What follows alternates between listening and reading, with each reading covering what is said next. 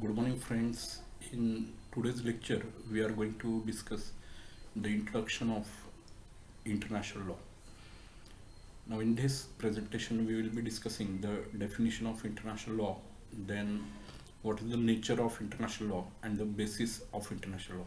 So, these 3 points we will be discussing in today's presentation. Now, let us begin with the definition of international law. Now, as far as the definition of international law is concerned, the definition of international law has been given in traditional sense and also in modern sense.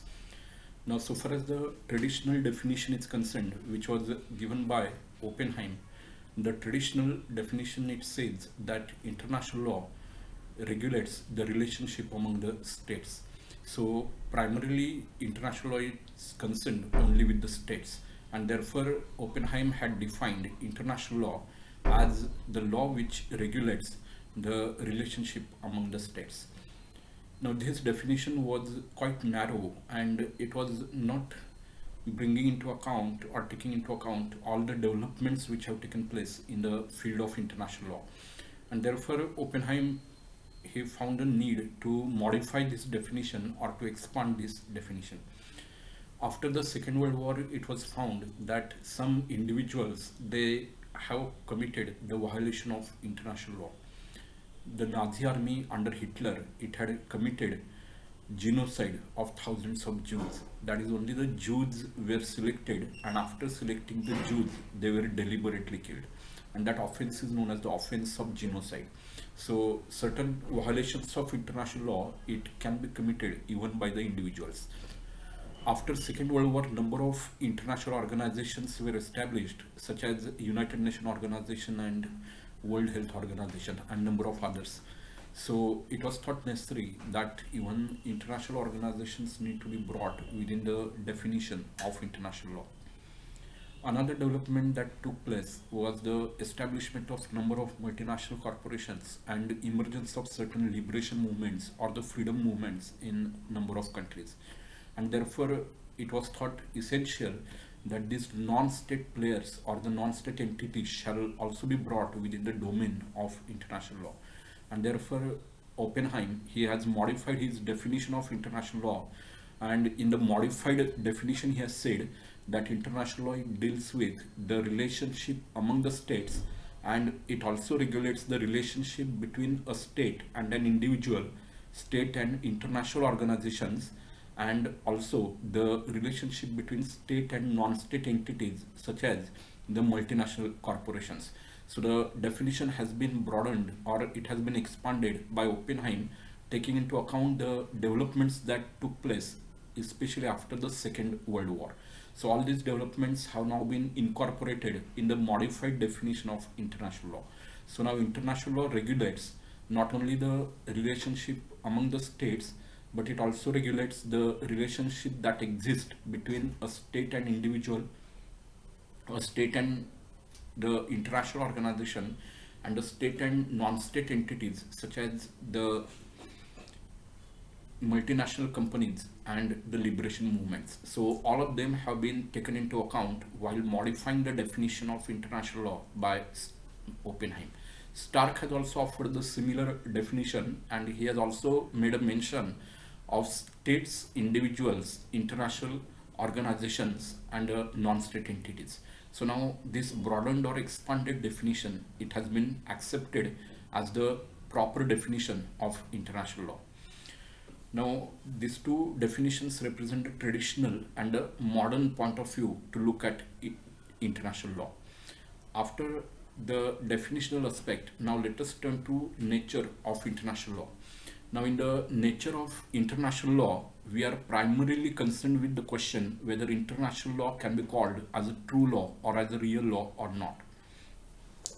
Now, this particular debate was there because some jurists, they had doubted the nature of international law as a true law, and prominent among them were John Austin and Holland. Now, John Austin has said that international law is not a true law, but it is merely a positive international morality, or which is akin to the rules of a club. So international law is not more than the rules of club according to Austin. Now Austin has given this opinion, or he has come to this conclusion on the basis of his definition of the word law. So his view about the nature of international law is colored by his definition of the term law. Now he has said that law is nothing but the command of the sovereign which is backed by sanction. So every law must be in the form of command. It must emanate from some definite or determinate sovereign authority, and in case of violation of that law there should be a provision of sanction or the provision of punishment, and that is the definition of law as offered by Austin. Now after offering that definition, Austin has said that international law is not in the form of a command.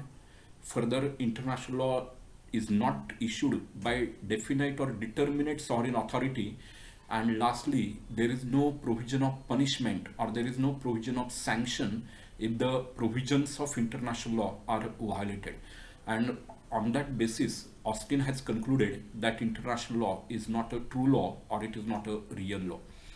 Now Austin's opinion that international law is not a true law may be correct when it was given, because at that time international law was in nascent stage and it was not developed as it is developed in modern times, and therefore the time when it was given by Austin, that particular view may be correct.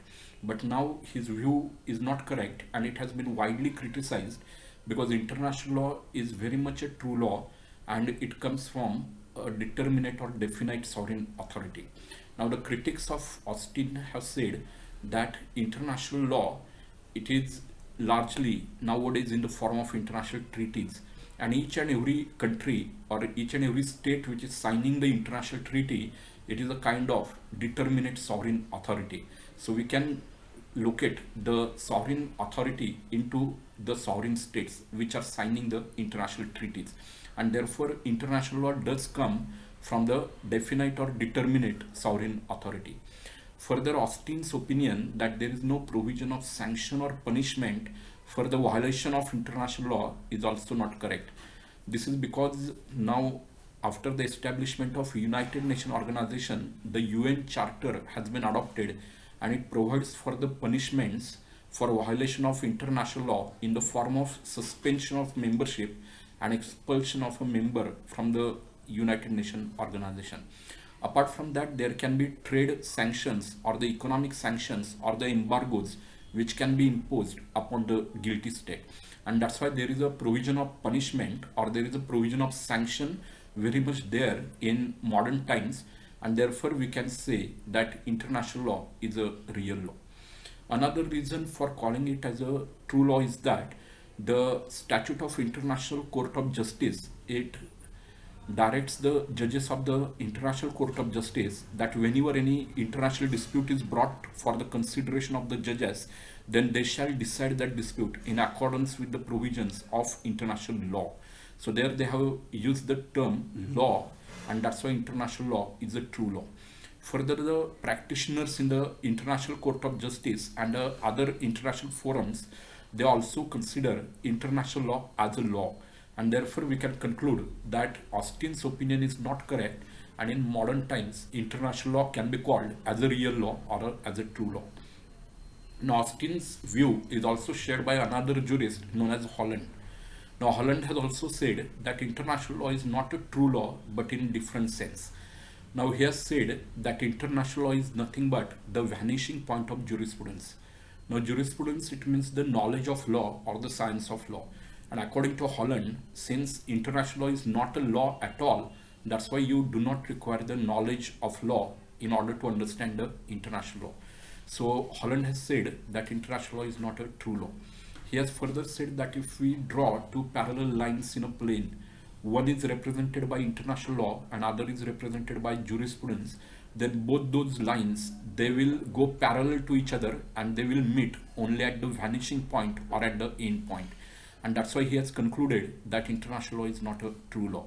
So both the jurists have shared the opinion that international law is not given by the determinate sovereign authority like a legislature or by the king or the queen, and that's why it cannot be called as a true law. And further, there is no provision of punishment or there is no provision of sanction in case of violation of international law. So on these grounds, both the jurists Austin and Holland, they have concluded that international law is not a true law. Now, apart from the discussion about the nature of international law, we also have to consider the weakness of international law.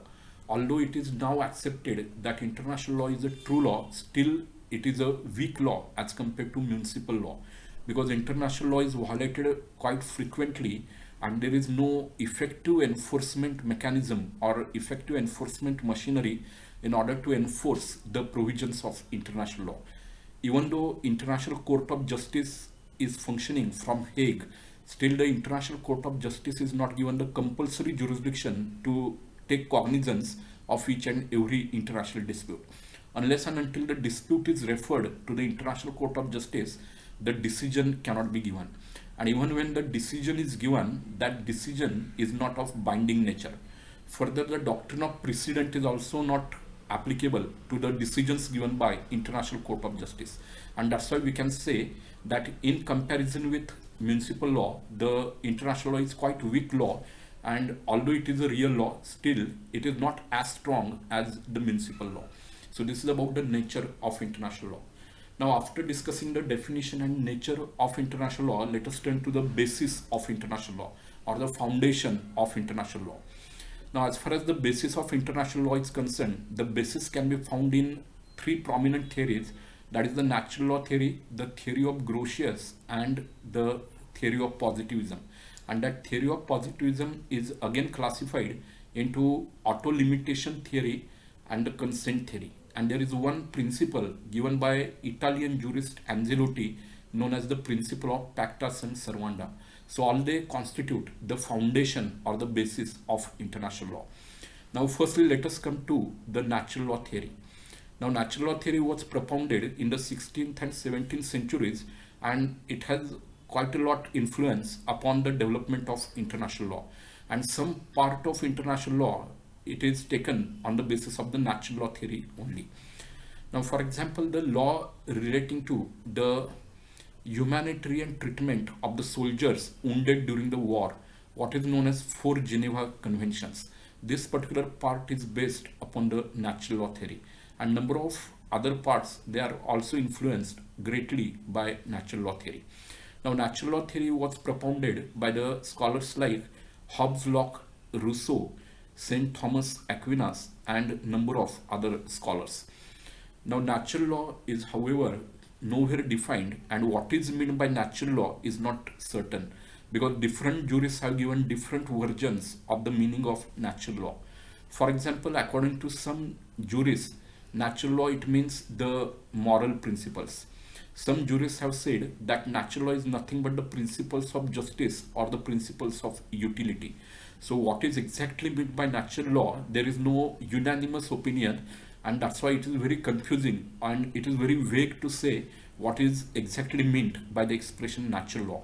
And therefore the critics of natural law theory, they have said that such a vague and confusing theory can never be the foundation or the basis of international law. So on that count, this particular theory has been widely criticized. Now as a corollary of natural law theory, there is one more theory known as the theory given by Hugo Grotius, the Dutch jurist. He is also known as the father of modern international law, and according to Grotius, the natural law is the basis of international law, but that natural law has nothing to do with the God-given law, or it has nothing to do with divine law. And that's why Grotius used to believe in the secular natural law. So the credit for secularizing the natural law theory, it goes to Grotius, because one version of natural law as given by St. Thomas Aquinas was that natural law is nothing but the divine law, or it is the God-given law. But that particular view was criticized by Hugo Grotius, and Hugo Grotius has completely secularized the natural law theory. And that's why Grotius used to believe that although natural law is the foundation of international law, that natural law has nothing to do with any religion, or it is not ecclesiastical in nature, and it is not a divine law, or it is not a God-given law. And that's why he has said that natural law is very much the basis of international law, but that natural law is a secularized version of natural law. and that theory is known as the theory of Hugo Grotius. Now, this theory has also played an important role in the development of international law. Now, as a strong reaction to natural law theory, one more prominent theory developed, and that theory is known as the theory of positivism. It was basically given by jurists like Jeremy Bentham and jurists such as Austin and Kelsen.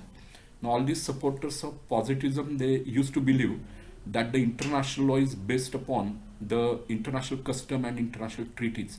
And through the international treaties and international customs, which are more certain in nature, the development of international law can take place.